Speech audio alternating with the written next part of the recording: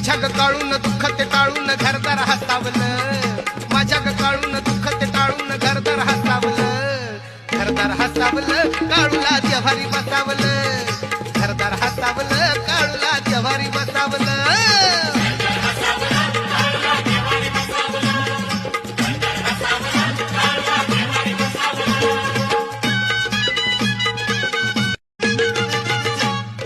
माझ्या ग काळून दुःख ते टाळून घरदार हसावलं, माझ्या ग काळून दुःख ते टाळून घरदार हसावलं, घरदार हसावलं